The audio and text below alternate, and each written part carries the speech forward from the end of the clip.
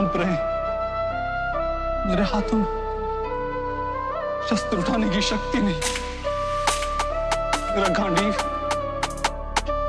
खंडी मेरे हाथों से फिसला जा रहा है माधव।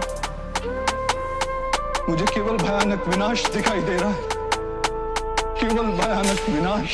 युद्ध को दे दो है माधव विश्राम, अपनों के प्राण ले कांपेंगे हाथ। त्यागो गांडीव मैं ले लूं वनवास, इस भयावह खेल का क्या ही परिणाम। सुन है हृदय ये भ्रमित हो आज, अपने ही वंश के हरू की प्राण जो नगर बसे। अपने कुल के शवों पे चाहिए ना हमें उस भूमि का ताज।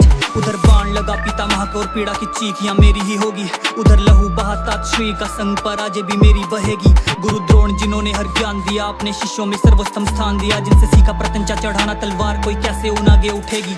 कैसे बनने दूहे माधव रणभूमि को अपने ही कुल का शमशान में। जिन हाथों ने छुए हैं चरण वो हाथ क्यों चले हैं शीश को काटने। अपने ही भाइयों के लहू का प्यासा कुल नाशक न बन सकता मैं।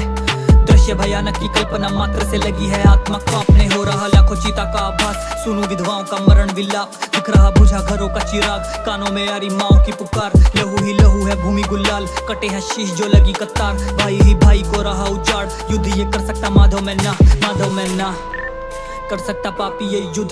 भले दुर्योधन ने किया सदैव ही साथ हमारे कपट। दंड बस उन्हें मिले जिसने किया पंचाली का चीरहरण। लहू की वर्षा में क्यों ही भीगेगा निष्पाप ये आर्य व्रत। बहा पाऊं ना अपनों का रक्त, कुल डहा तो जाऊंगा नर्क। कैसे मैं अपने आचार्यों भाइयों मित्रों को देखूंगा मृत। थाम दो युद्ध ये मांग के भिक्षा जी लूंगा, डरा है मन। त्यागो मैं 4 गांव और दे दूंगा कौरवों को इंद्रप्रस्थ।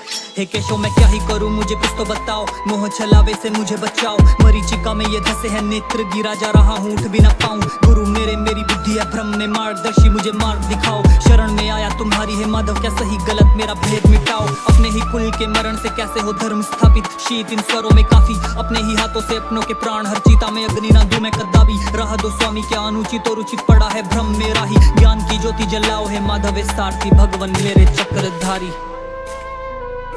बुद्धिमान व्यक्तियों जैसे तर्क देते हो, किंतु वास्तव में मूर्खतापूर्ण बातें करते हो पार्थ। ये नपुंसकता तुम्हें शोभा नहीं देती। युद्ध करना तुम्हारा कर्तव्य है पार्थ। शस्त्र उठाओ। इस युद्ध में विध्वंस होगा, अवश्य होगा, किंतु ये भी जान लो कि नई परंपराओं का निर्माण भी होगा।